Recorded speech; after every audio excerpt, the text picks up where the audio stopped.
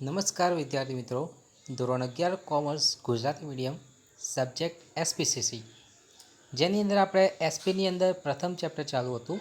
એમાં આજે પ્રશ્ન જોઈશું આપણે કંપનીની જે સેક્રેટરીનું સ્થાન શા માટે અગત્યનું છે. મતલબ કે કંપનીની અંદર જે સેક્રેટરી હોય છે, જે સીએસ કરેલ વ્યક્તિ, એ કેમ અગત્યનું સ્થાન ધરાવે છે તેના વિશે આપણે સમજ પ્રાપ્ત કરીશું, જોઈશું. 2013ના કંપની ધારા પ્રમાણે આ નવો કંપની ધારો છે, જૂનો છે 1956, નવો કયો છે 2013. તો 2013ના કંપની ધારા પ્રમાણે ₹5 કરોડ કે તેથી વધુ મૂડી હોય તો તેને કમ્પલસરી સેક્રેટરીનું સ્થાન આપવું જરૂરી હોય છે. મતલબ કે એવી કોઈ બી કંપની કે જેમાં 5 કરોડ કે તેથી વધારે રૂપિયા રોકાયેલા હોય તો એવી કંપનીમાં સેક્રેટરીનું સ્થાન હોવું જરૂરી રહેતું હોય છે. આવું ક્યારે કહેવામાં આવ્યું છે? 2013ના કંપની ધારા પ્રમાણે. અને આ કંપની ધારો કયો ગણવામાં આવે છે? નવો કંપની ધારો, બરાબર. એના પછી આગળ આપણે જોઈશું તો કંપનીનો વહીવટ, જે વહીવટ કરવામાં આવે છે એ કાર્યક્ષમ રીતે થાય, સારામાં સારી રીતે થાય, તેના માટે પણ સેક્રેટરીનું સ્થાન શું ગણવામાં આવે છે? મહત્વનું ગણવામાં આવતું હોય છે. ફરીવાર પહેલાં શું કીધું? 2013 પ્રમાણે જે કંપનીનું મૂડીરોકાણ કેટલું છે? 5 કરોડ કે તેથી વધારે. પછી શું કીધું કે કંપનીનો વહીવટ કેવી રીતે થઈ શકે? કાર્યક્ષમ, સારામાં સારી રીતે થઈ શકે તેના માટે. એના પછી કીધું છે કે રોજબરોજના કાર્યો તથા તેની ફરજો સારી રીતે શું થાય? નિભાવે તેના માટે. તમને ખ્યાલ હશે, આખું આપણે ચેપ્ટર જોઈ ગયા, જેની અંદર આપણે જોઈ ગયા હતા કે કંપની સેક્રેટરી છે વિવિધ પ્રકારની ફરજો નિભાવતા હોય છે. તે પોતાની ફરજ સારી રીતે નિભાવી શકે, એમના કાર્યો સારી રીતે કરી શકે, એના માટે પણ સેક્રેટરીનું સ્થાન શું હોય છે? મહત્ત્વનું રહેતું હોય છે. પહેલાં શું કીધું? 2013ના કંપની ધારા પ્રમાણે જે કંપનીમાં ₹5 કરોડ કે તેથી વધારે મૂડીરોકાણ હોય તો એવી કંપનીમાં સેક્રેટરીનું સ્થાન મહત્ત્વનું છે. બીજું શું કીધું? કંપનીનો વહીવટ કેવી રીતે થઈ શકે? કાર્યક્ષમ, એના માટે સેક્રેટરીનું સ્થાન કેવું છે? મહત્ત્વનું રહેતું હોય છે. એ પછી આપણે જોઈએ કે રોજબરોજના કાર્યો અને એની ફરજો કેવી રીતે નિભાવે? સારી રીતે, તેના માટે પણ સેક્રેટરી કેવું સ્થાન ધરાવે છે? અગત્યનું. એના પછી આગળ જોઈએ તો કે બહુરાષ્ટ્રીય કંપનીઓ. પ્રશ્ન થાય બહુરાષ્ટ્રીય કંપની એટલે શું? તો કે એવી કંપની કે જે એક કરતાં વધુ રાષ્ટ્રમાં કાર્ય કરતી હોય. તો કે બહુરાષ્ટ્રીય કંપનીનો વિકાસ અને વહીવટ મુશ્કેલ થતા જાય છે. આજનો સમય એવો છે કે બહુરાષ્ટ્રીય કંપની છે જેની પાસે કાર્ય શું હોય છે? વધારે હોય છે, કારણ કે એક કરતાં વધુ રાજ્યની, એક કરતાં વધુ રાષ્ટ્રમાં કાર્ય કરે છે. એટલે એના વિકાસના કાર્યો છે, એના વહીવટના કાર્યો ઘણા બધા વધી જતા હોય છે. તો એ બધા કાર્યો કેવા થાય છે? મુશ્કેલ થતા જાય છે. તો એ બધા કરવા માટે કોની નિમણૂક કરવામાં આવશે? સેક્રેટરીની.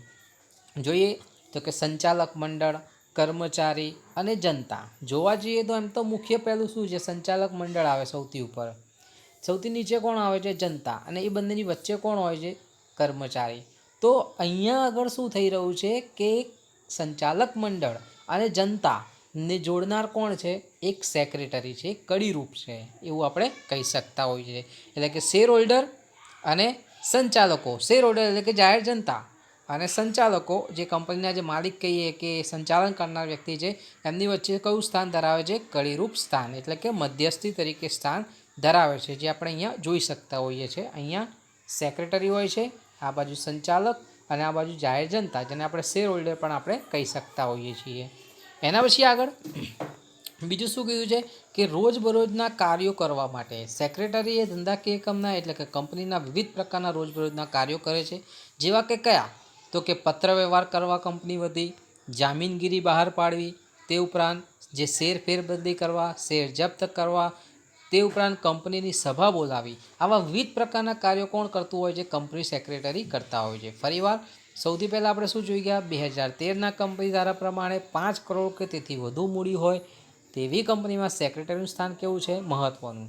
સેકન્ડ શું જોઈ ગયા? કંપનીનો વહીવટ કેવી રીતે થાય? કાર્યક્ષમ, તેના માટે સેક્રેટરીનું સ્થાન મહત્ત્વનું છે. એના પછી રોજબરોજના કાર્યો, ફરજો કેવી રીતે નિભાવવામાં આવે? સારી રીતે, તેના માટે પણ સેક્રેટરીનું સ્થાન કેવું છે? મહત્ત્વનું. એ પછી બહુરાષ્ટ્રીય કંપનીનો વિકાસ અને વહીવટ કેવો થતો જાય છે? મુશ્કેલ. તો એ પણ માટે સેક્રેટરીનું સ્થાન કેવું છે? મહત્ત્વનું, કારણ કે સંચાલક મંડળ અને જનતા વચ્ચે કોણ કડીરૂપ થાય છે? સેક્રેટરી થતા હોય છે. એટલે કે શેર હોલ્ડર અને સંચાલકો વચ્ચે કડી સમાન છે. તે ઉપરાંત લાસ્ટમાં આપણે જોઈ ગયા રોજબરોજના કાર્યો કરવા. હવે રોજબરોજના કાર્ય કંપનીમાં ઘણા બધા પ્રકારના થાય, જેમ કે પત્ર વ્યવહાર કરવા, જામીનગીરી બહાર પાડવી, ફેરબદલી કરવા, શેર જપ્ત કરવા, સભા બોલાવી, આ બધા કાર્ય પણ કોણ કરતું હોય છે? સેક્રેટરી કરતા હોય છે. એના પછી ભરતીનું કાર્ય કરવું. પ્રશ્ન થાય ભરતી એટલે શું? તો આપણે જોઈ શકીએ ભરતી એટલે એકમની અંદર નવા કર્મચારી શું કરવા મેળવવા. તો એમાં પણ સેક્રેટરીનું યોગદાન હોય છે.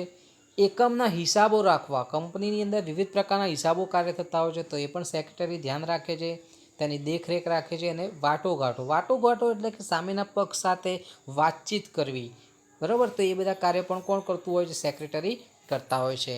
એના પછી આગળ આપણે જોઈએ તો અહીંયા આગળ આ પ્રશ્ન મેં તમને સમજાવ્યો પૂર્ણ થતો હોય છે. સેક્રેટરીનું સ્થાન કેમ મહત્ત્વનું. લાસ્ટમાં આપણે શું જોઈ ગયા? ભરતી કરવા માટે, હિસાબો રાખવા માટે અને દેખરેખ રાખવા માટે તથા વાટોઘાટો કરવા માટે. એના પછી આગળ આપણે જોઈએ તો મૂળ રૂપ આપ્યા છે કે આખા જે ચેપ્ટરની અંદર જે વિવિધ પ્રકારના જે શોર્ટની અંદર નામ આપ્યા હોય છે, તમારે ફૂલ ફોર્મ યાદ કરવા પડે છે. જેમ કે CS, તેનું પૂરું નામ શું આપ્યું છે? Company secretary. બીજું શું આપ્યું છે? GS એટલે કે જનરલ સેક્રેટરી. પહેલું શું આપ્યું છે? કંપની સેક્રેટરી CS એટલે. PA એટલે શું કહેવાય? Personal assistant. એના પછી IAS ઇન્ડિયન એડમિનિસ્ટ્રેટિવ સર્વિસ.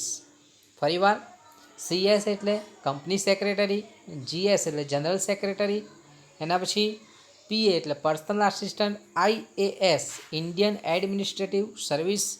એના પછી પાંચમું નામ શું આપ્યું છે? INTUC, જેનું પૂરું નામ આપ્યું છે Indian national trade union Congress. એના પછી 6 નંબરે જોઈએ તો ITUC એટલે કે ઇન્ટરનેશનલ ટ્રેડ યુનિયન કોંગ્રેસ. એના પછી 7 નંબર પર BCCI એટલે કે board of control for cricket in India, મતલબ કે ઇન્ડિયન ક્રિકેટ ટીમના જે કંટ્રોલના કાર્યો જે કરે છે તે. અને લાસ્ટમાં આપ્યું છે CA એટલે કે ચાર્ટર એકાઉન્ટન્ટ. ફરી એકવાર રિપીટ કરીએ. સૌથી પહેલાં CS એટલે કંપની સેક્રેટરી, GS એટલે જનરલ સેક્રેટરી, PA એટલે પર્સનલ આસિસ્ટન્ટ, IAS એટલે ઇન્ડિયન એડમિનિસ્ટ્રેટિવ સર્વિસીસ.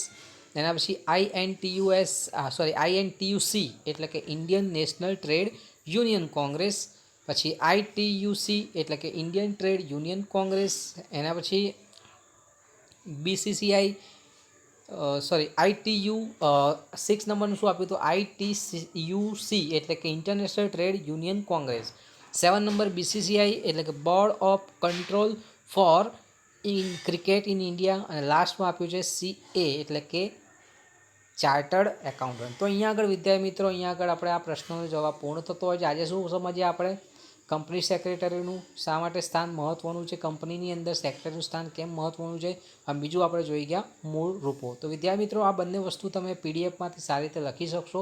તેને નોટ ડાઉન કરી લેવી જેથી તમે એને લાંબા સમય સુધી યાદ રાખી શકશો.